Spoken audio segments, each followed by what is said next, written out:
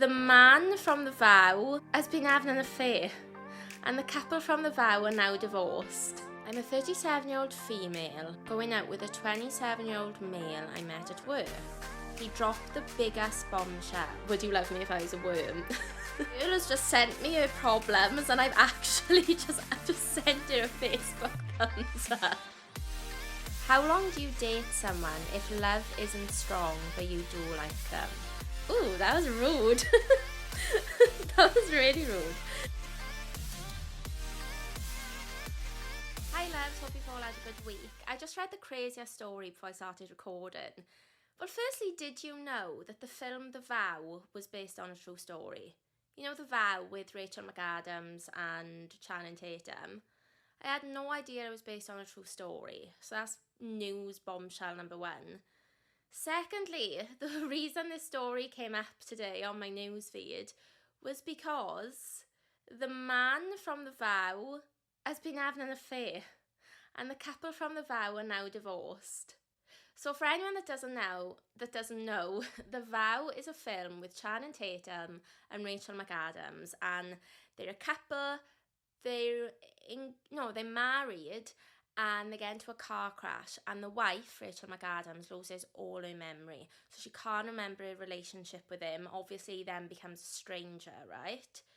For me, it's a movie plot. I can't believe that actually happens to people, where you can actually lose your memory like that. I just thought only those things happened in like Adam Sandler's 50 First Dates, right? Anyway, she loses all her memories, and then I've only seen her a couple of times, so I can't remember exactly what happens, but ultimately they fall back in love. They basically, for her, starts the relationship all over again. Obviously he can remember stuff, but he puts in the time and the effort, and they get together again, they renew their vows, they have 2 kids. Well, after 25 years together, a man's only gone and had an affair, isn't he? And now they filed for divorce. And I don't know, I just feel like if that's not the biggest lesson to us all, to not believe everything we see in the movies and not believe that love is perfect and the one person you meet and marry has to be that person forever, although obviously you don't get engaged if you don't believe that. But I feel like there's plenty of us out there that get divorced and stuff and might feel like it's the end of the world. Well, don't comfort yourself in the vow and think, oh my God, somewhere out there's going to be somebody that would do that for me. Because yeah, they might, but they also might still have an affair. I was blown away. And you know, I actually had a really lovely message. I'm going to post it on my Instagram if I haven't already. There's a message of this girl saying, like, thank you for keeping it real, because love is hard and it's messy. And then when I saw that story come out today, I was like, well, I'll be damned. It bloody is. So, yeah, as the slogan of this whole podcast goes, fairy tales don't always exist. So just want to keep it real. Sorry if this is ruining your day. It low-key ruined mine a little bit, and I wasn't even a huge fan of the film.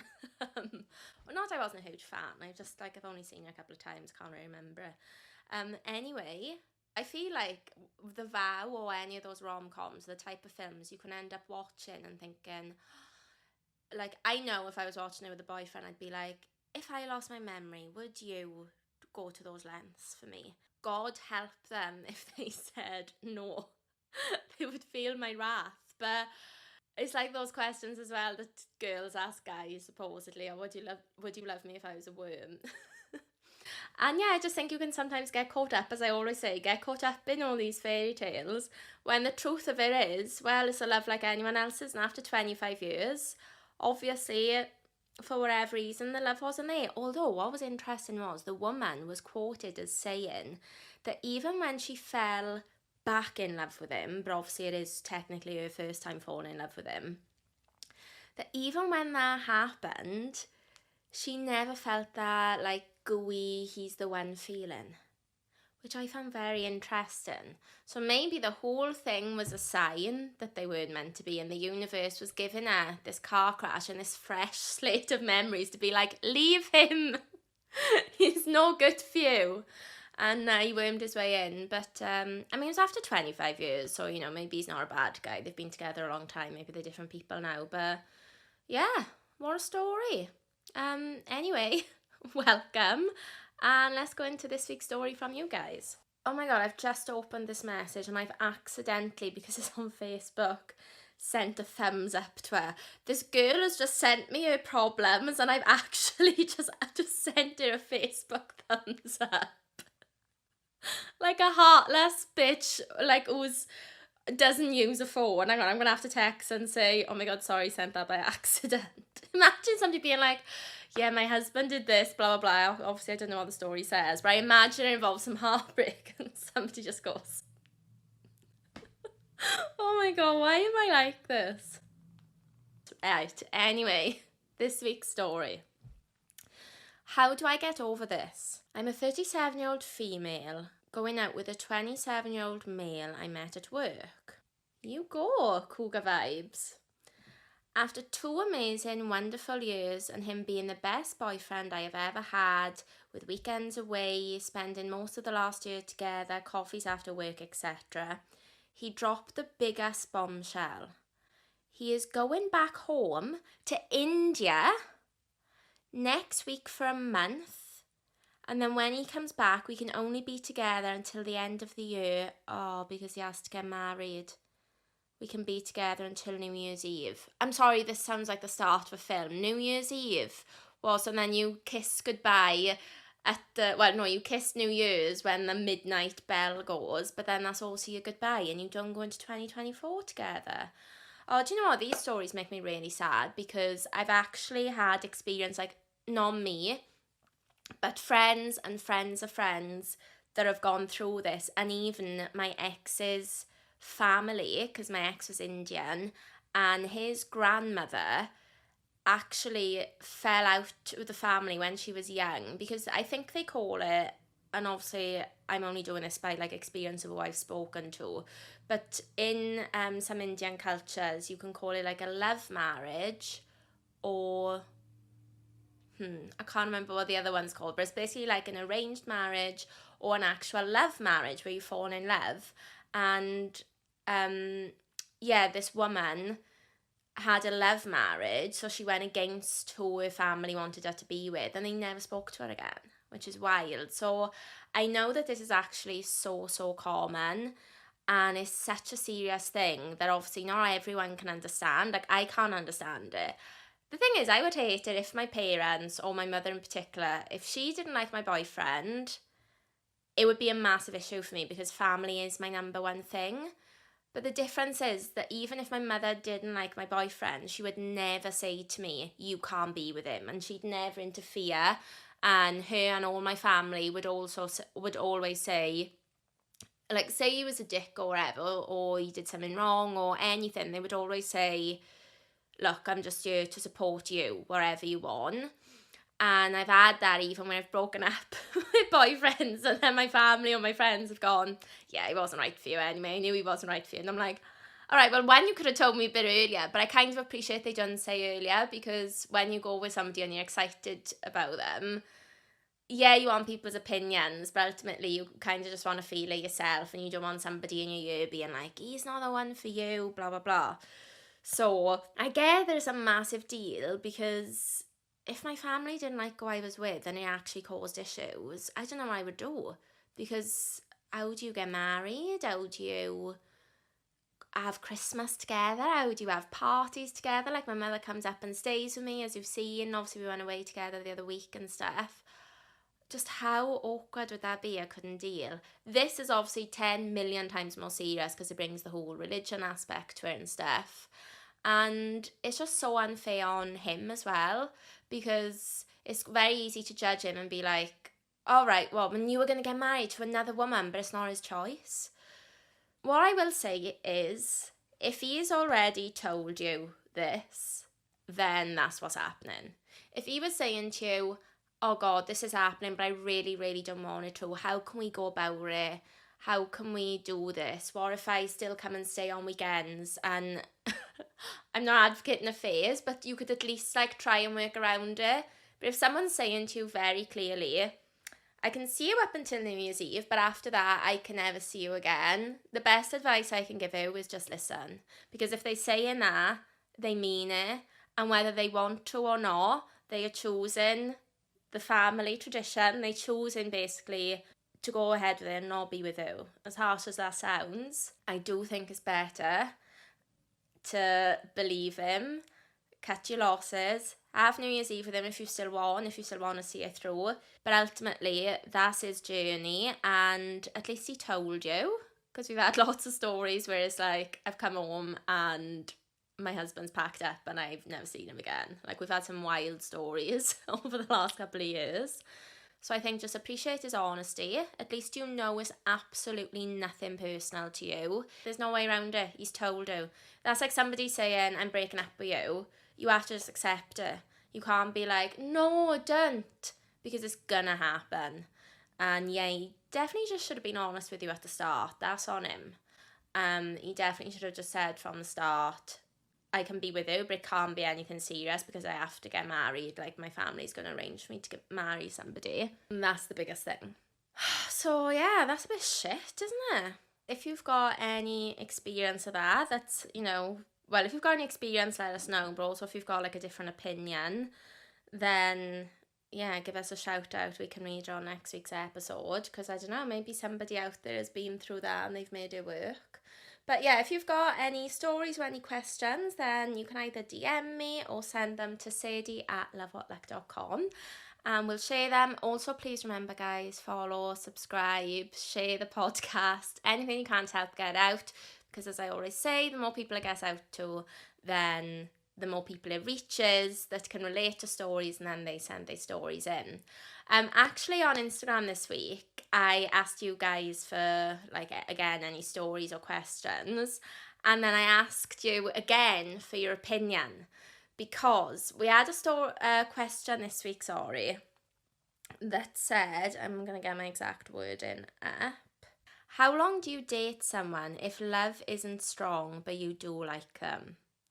And I thought this one was really interesting because I've been in a situation a couple of times where I've ultimately known that they are not the person that I want to marry, but I love them or I really like them, I enjoy spending time with them, and I've always had different opinions back.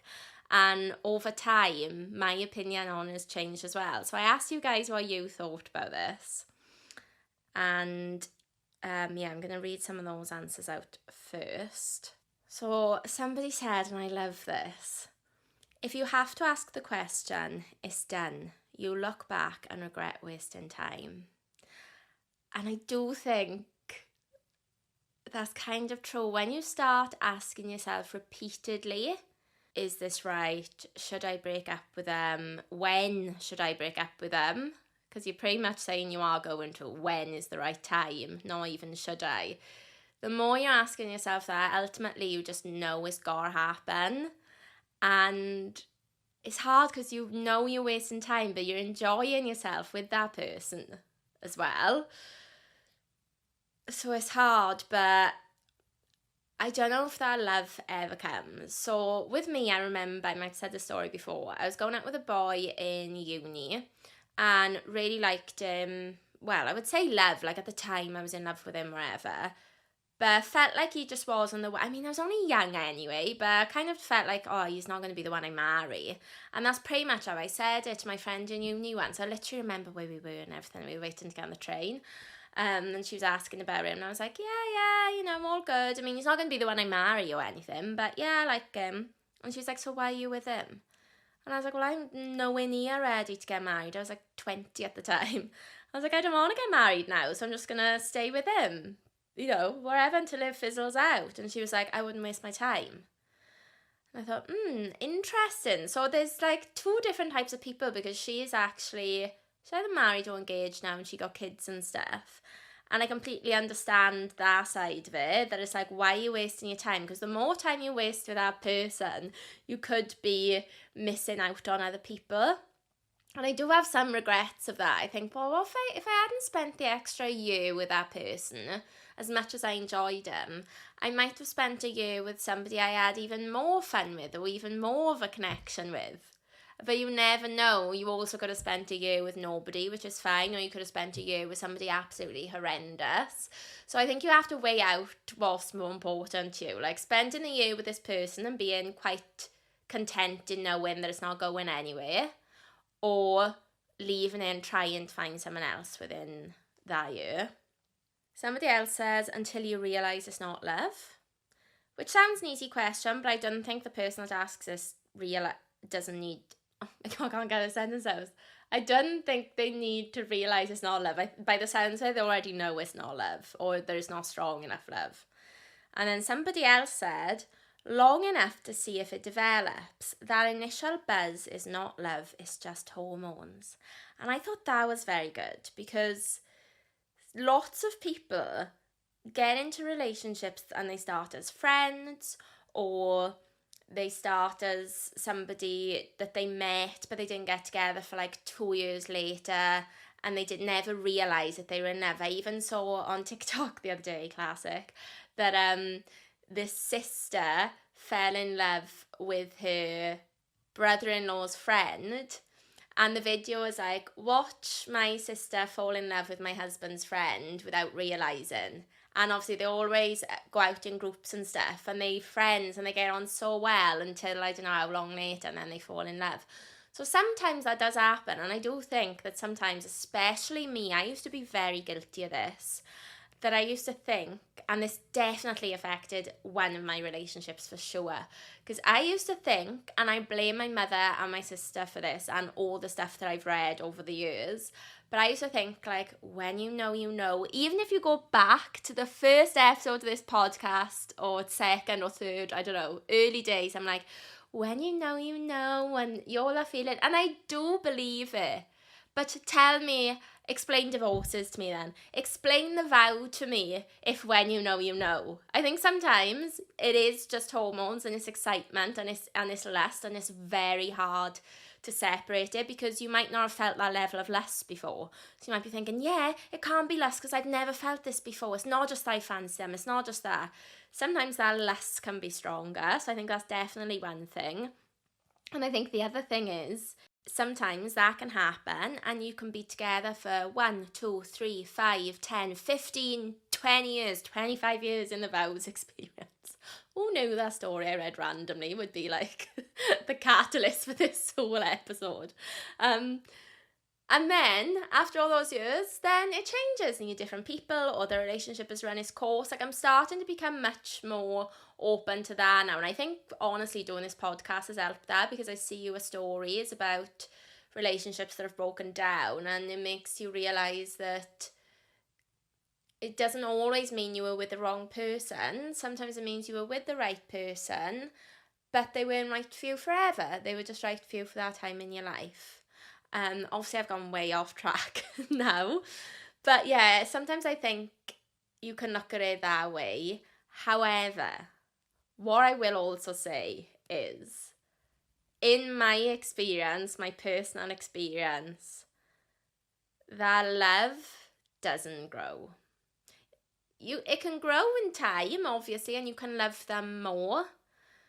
But as much as I just said, when you know, you know, no, it's not always like that. I do think you always have a sort of gut instinct or feeling that you can't even explain, where you just know if something is going to be special, or you just have this feeling, and it's not like the lust feeling. Sometimes I just think it's even deeper than that. And you kind of just know, and as I said, you can't explain it, but you just know this person is somebody that I'm going to be with, or this person isn't somebody that I can see me spending a lot of time with. And in my experience, that doesn't change. So I think you ultimately already know they're not the right person. And therefore, I don't think there's ever a right time. I think it's just the time that you feel ready to let it go. Do I regret wasting time with those people? This is a question I sometimes ask myself. But I think the answer is always no. Because you have to remember that at that time, that's obviously what I wanted to do more, was spend the time with those people, and it wasn't like leave them to go and see if I can find somebody better. So I think there's no right time and there's no timeline, and some people can do it before others. But ultimately, you've just got to... I now, as my advice would be like, don't waste your time and just like leave it. But it depends what your goals are. If your goals are to meet somebody, get married, settle down, etc., etc., all the rest of it, cut your losses, just do it whenever you can. But if your goal is just to live your life, meet some people, enjoy your time, then just do it when you're ready. Although I did also have another answer, which I'm not going to lie, nobody else thought of apart from this person. And they answered saying, don't waste people's time, as in don't waste the other person's time. If you're not feeling it, cut it off, let them go and find their person and you find yours. And I was like, that's probably the best bit of advice, because what about the other person? Shouldn't waste their time. So, yeah, ultimately, there's no right time, but if you know it's not going anywhere, then you've got to just cut it off for you both. I also remember, same boyfriend, same uni time, different friend. I had the same conversation with her, and she said to me, you don't want to cut someone off too soon, because what if it grows? Because she's still with her husband now, and it was the same type of thing. She met him in work, and it wasn't like a love at first sight type of thing. It developed over like a couple of years as friends and stuff before it got serious, and he wasn't her type and all the rest of it. But I remember thinking to myself then, I don't want to grow up. Whether that's the right or wrong thing, I don't know, but I've never wanted to be with somebody and force love. I do think it's different when you start off as friends, so that's like very different. I think that becomes quite intense and very nice. But you guys, by the sounds of it, didn't start as friends. Otherwise, I think you would have said. So, yeah. Also, I've got another story for us, right? This isn't a love story. But this is also based on my experiences, okay? So, last week, whatever, I was having a little bit of a clear out. And I wanted to sell these cushion covers. Well, I say sell, I wanted to just get rid of them. And I thought, well, I don't want to throw them, it's a waste, blah, blah, blah. So where I live, we've got like lots of buildings and it's kind of like a complex. That's probably the wrong word for it, but whatever, right? And there's a Facebook group. And people put everything on this group, by the way, like saucepans. What was I saying? I swear to God, every time I go to record, somebody rings me and it drives me crazy.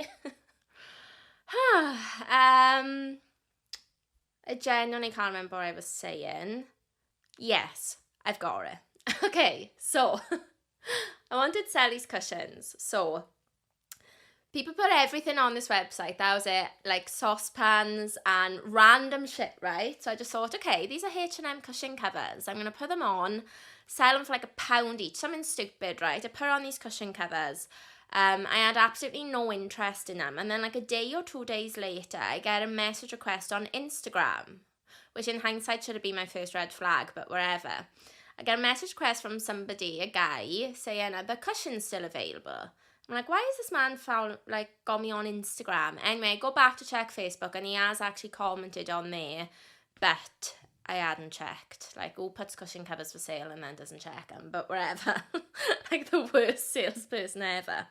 Anyway, so we messaged and I said, yeah. He said, can I come and collect them? Yeah. And obviously, bear in mind, we're all in the same area, so it's not like crazy that I'm telling him, you know, what building I'm in and stuff, because he knows the buildings, yeah? So, yeah, I'm telling him this. Anyway, as the night comes for him to come and collect it, we start, the conversation stretches a bit. He's like, I messaged him, what time do you think you're going to be here? And he said, oh, I'm just watching the Christmas lights turn on.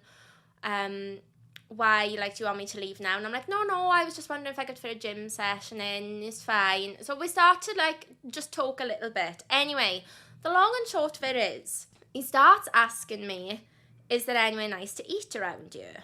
And I'm like, hang on a minute now. Where is this going? I'm just trying to sell my cushion covers to you. But I thought, don't go into your experience of, you know, it's a guy, he's a creep, whatever. Go in with a clean slate. So I just tell him I'm very helpful. Anyway, then the question comes, what are your plans tonight? Ha ha. Like, do you want to come and eat with me or something? And I was like, why are men like this? I try not to be generalised and say all men are creeps, but here we are once again. I'm trying to sell this guy cushions. He's asking me out to dinner. He's never even met me. He's just literally going through my Instagram thinking, yeah, she looks right, take out to dinner, wherever.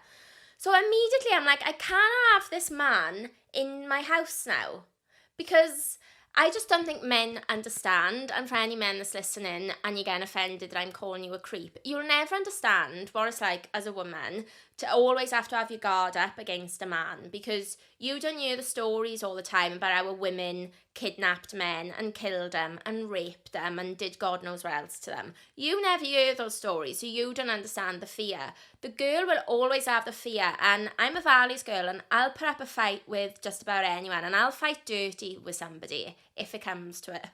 She says having never been in a fight in her life and would die if I ever got in a fight with a girl. But I'm just talking about, like, if a guy's coming on to me and he's trying to do something bad, like, I will key you, I will spit in your face, I will knee your balls. Like, obviously I'm going to go in, yeah? For myself, like, for my self-defense. So I can, like, hold my own as such. I haven't got that... No, I shouldn't even say that. What the fuck am I talking about? What I'm trying to say is I haven't got a fear against, like, all men or anything like that. It's not that. But still, I'm just like, right, I can't have this man come up to my flat now. Like, I just can't. It would be very stupid of me. He's found me on Instagram, wherever. Most people probably would have said, fuck you, fuck the cushions, don't talk to me again, block. But I was still like, okay, you can't come to my flat, but I'll meet you in a public place. So I told him to meet me outside the coffee shop with the cushion covers. And I had this, like, kind of hunch. I was like, what is this? Does he want the cushions? Whatever. Anyway, I go to meet him, and he is the loveliest guy. He just seems so nice, and I was like, oh my God, I'm an awful person. I'm chatting to him for, gotta be 10 to 15 minutes. We're chatting away, and as the conversation's going, I'm thinking, do you know, he might be gay. Now, if he's gay, great, we can actually be besties, because, you know, you're no longer a threat to me. You're lovely. I'm never going to wonder, are you only talking to me because you want to sleep with me? You know, we could become friends. And that's what he says. He asks me out again to dinner as I'm there. And I said no. Like, I just come back from the gym for starters. And I was cooking my food and stuff. It was in the oven. So I said no, and he was like, well, you know, maybe we can go for a coffee sometime. He's just moved into the area. I was like, yeah, okay, great. Anyway, I ended up giving him the cushion covers. I said, you have those on me. That's my little housewarming gift to you. Don't you worry. I get back to the flat. Obviously, I'm telling my friends, like, I've updated this whole thing by voice note, classic. And they like said, yeah, I guarantee you he's not gay, because... Then he messaged me again saying the dinner offer is still there, like my treat. And they were like, a gay guy wouldn't do that. And I was also thinking, wouldn't a gay guy, if I was a gay guy, I think I would say straight away, do you want to come for dinner with me? Don't worry, I'm gay. Because, like, they also understand that, like, straight males are sometimes predators. No offence to those that listen. I know I do have male listeners. But if you're listening to this podcast, I don't count you as a predator, because you're listening to... these types of stories, you know, you're an ally with the Love What Luck ladies. Anyway, so I'm starting to think, do you know what, he's a friend. Everyone's still telling me, like, no, and you shouldn't have given him the cushion covers and all the rest of it. But I'm like, do you know what, he was a really nice guy, and I think I have, like, a good, what's the word?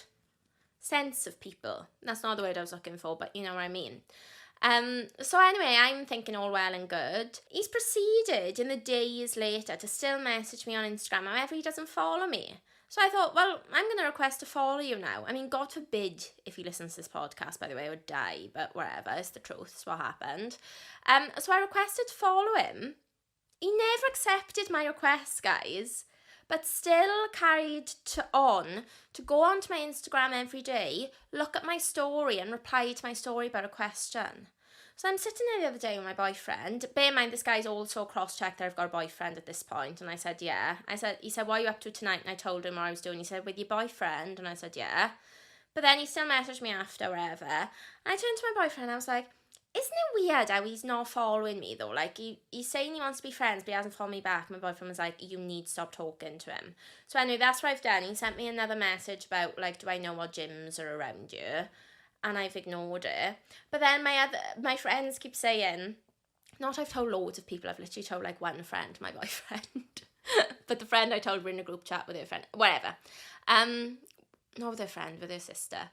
Anyway, they think that maybe he's got a girlfriend, and that's why he doesn't want me to have him on Instagram, because I'm going to see his family or something. Or maybe it's not that, maybe he wants to keep himself private and he doesn't want social media. Who knows? But that's my little story of the week. What a bizarre thing. I really thought I'd made a new friend. And to be fair, I might have. But the lines are still very unclear. And I think unless the lines are very clear from the get-go and you're very open and honest, then it can't be done.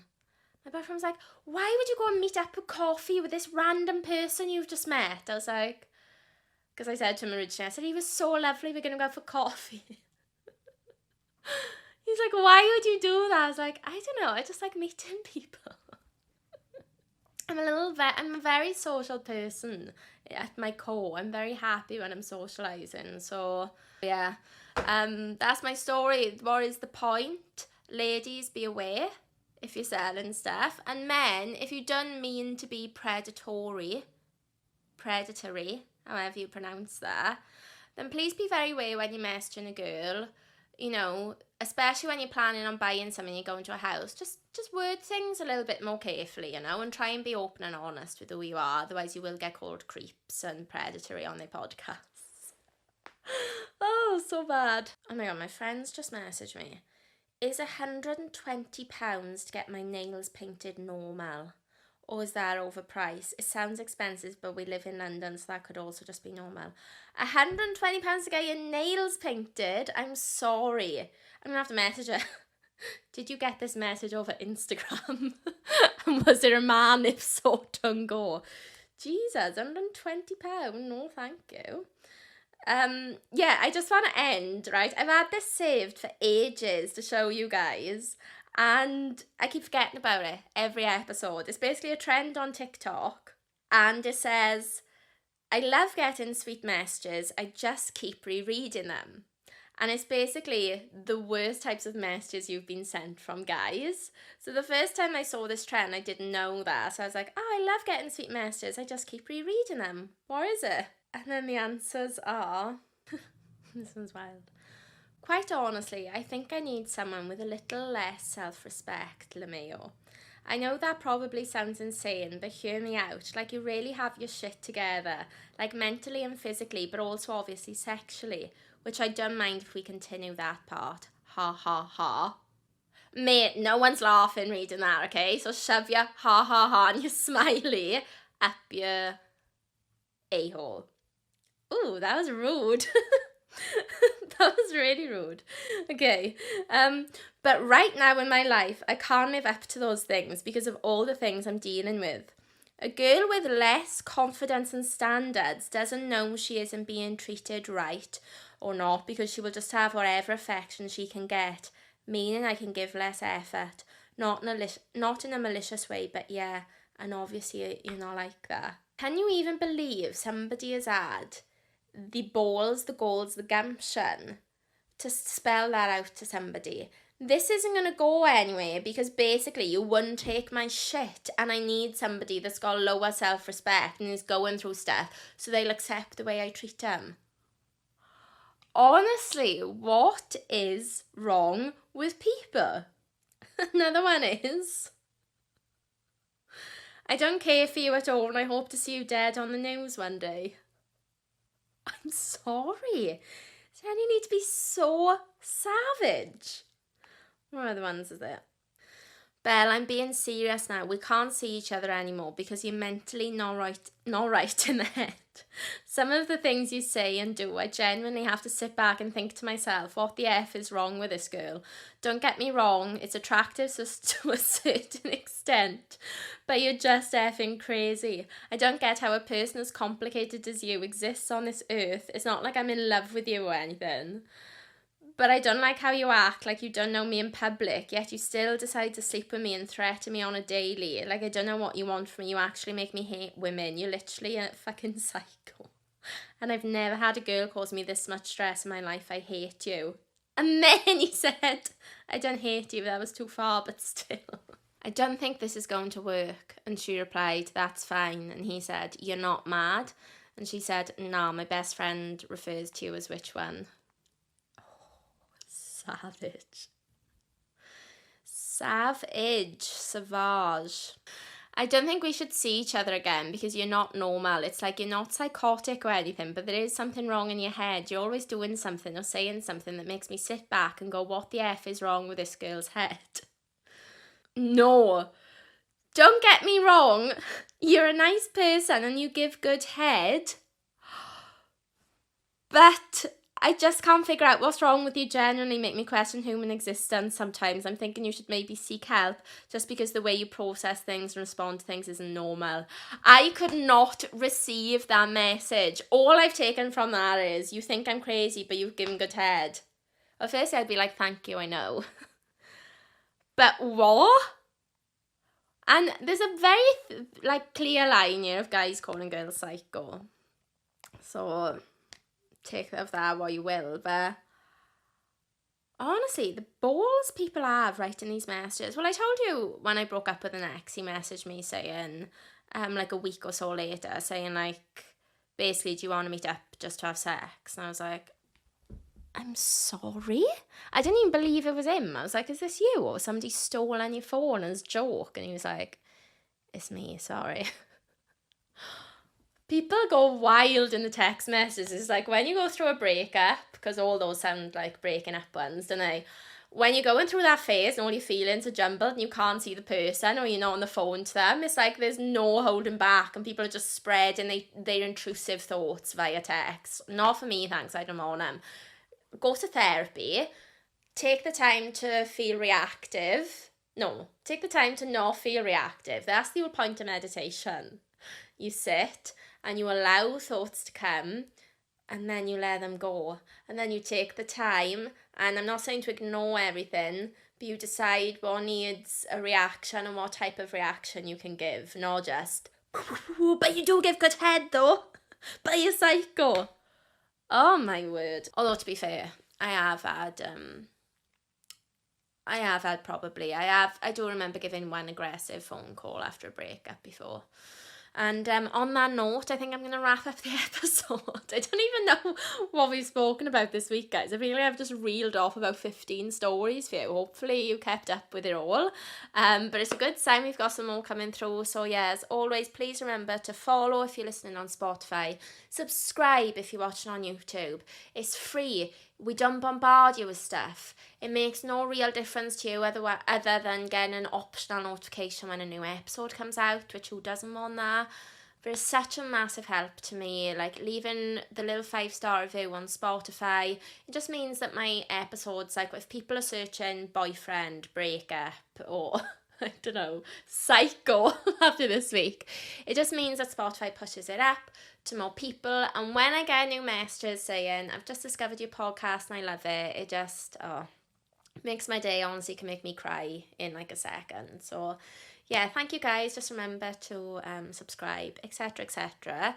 And yeah, if you've got any stories, please send them to sadie@lovewhatluck.com or just send me a DM. I'm at Sadie Maltby or at lovewhatluck. And yeah, as always, thank you for listening and I'll speak to you next week.